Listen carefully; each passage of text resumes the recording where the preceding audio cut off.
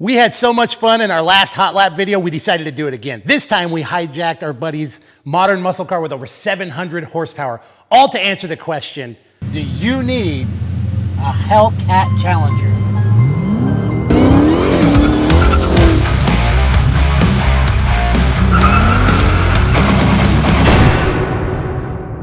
The Challenger is deeply rooted in muscle car history and fame. Bursting onto the scene in 1970, it lived a short life of only 4 years, but it was forever named an icon thanks to Kowalski in the movie Vanishing Point.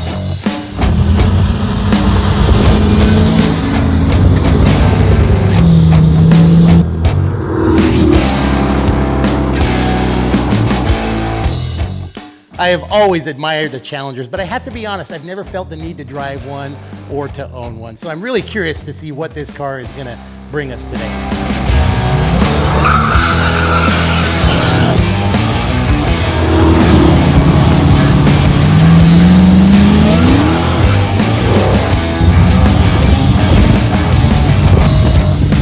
Now, it is really beautiful with this recessed grille. Something that the early cars had, and I think it's a necessity, even though it cost 2 miles per hour on the top end of this speed. The Charger is actually 2 miles per hour faster on its top end, but a sacrifice that was absolutely necessary in my opinion.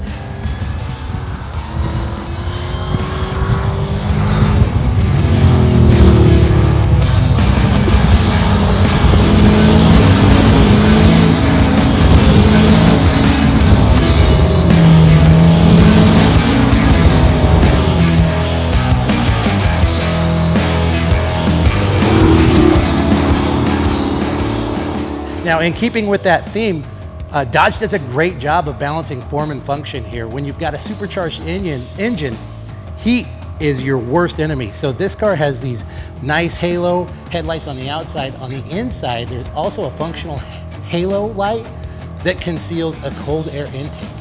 That cold air is brought in under the engine, and just as important is you have these beautiful heat extractors which help you to pull the cold air out and through, keeping underhood temperatures at a comfortable level.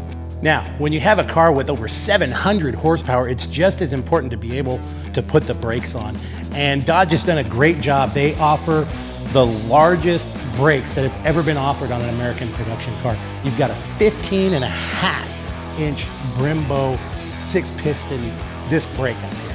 That'll stop on a dime and give you 11 cents change. Oh yeah, nice. Wow, yeah, that pulls hard. Wow. Woo. We've hit like 0 to 20 like that. Yeah, right. Up here at the rear of the fender and continuing the theme throughout the car, you've got these strategically placed little Hellcat symbols.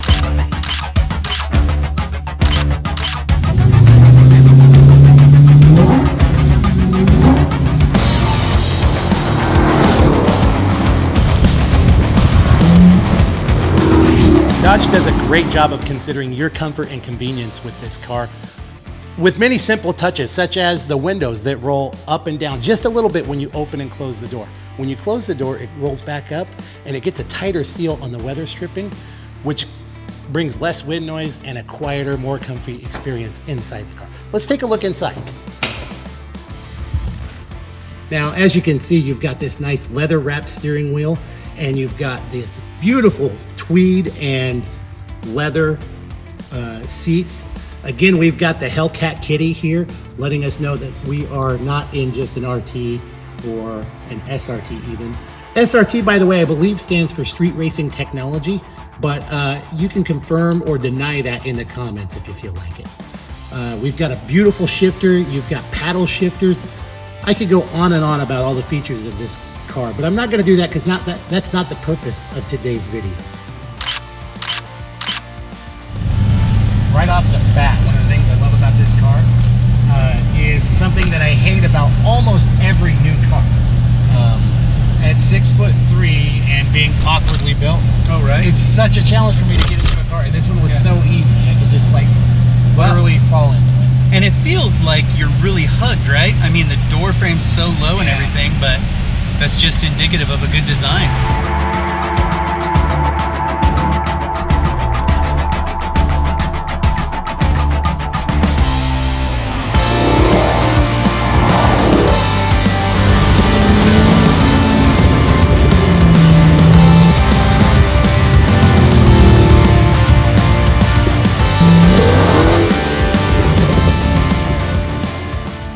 This car has a beautiful belt line going up the side, and as we get to the rear quarter panel, it has a little upsweep that just gives it a really sexy look. Now, this Hellcat Challenger in particular is mostly stock, but the owner did put a little wider tire, both front and rear, to ensure a little better grip. And of course, we've got, again, these giant Brembo brakes with 6 piston calipers. Yeah. Evidently, there's some buttons you can push in here, and you can get 30 miles to the gallon for this thing.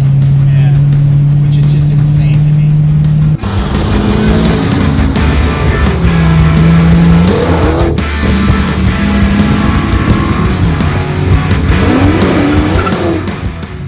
Now, as we come around the back, this Hellcat actually has a few subtle features that the owner has done to upgrade it. They've kind of darkened the marker lights up front, and they've completely blackened out the center of the taillights, which at night gives it this incredible look.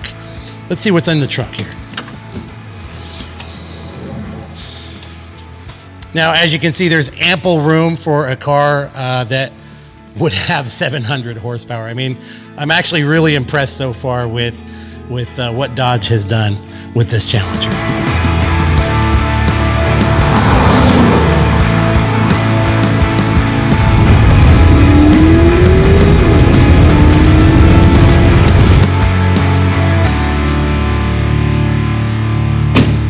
One of my favorite things about just about every Challenger ever built is this right here. You've got this NASCAR style fuel filler cap, and it just gives you the essence of a race car.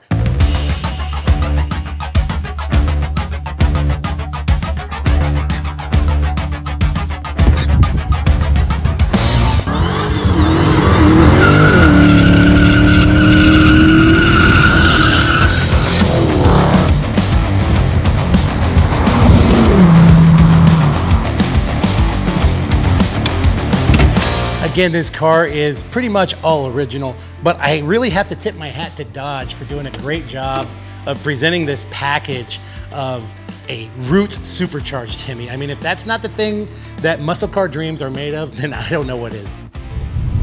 Hey, I don't know if you noticed back there, but I accidentally confused the gas and brake pedal for a minute. I was trying to stop right before that bridge. I saw that.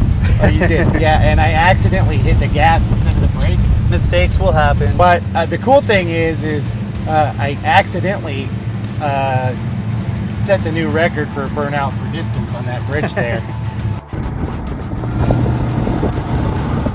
Our question was, do you need a Hellcat Challenger? Hot, modern muscle car. And the answer is yes, most definitely. If you want to smoke tires and haul butt, yeah, you need one of these. Thanks for watching, guys. We'll catch you next time.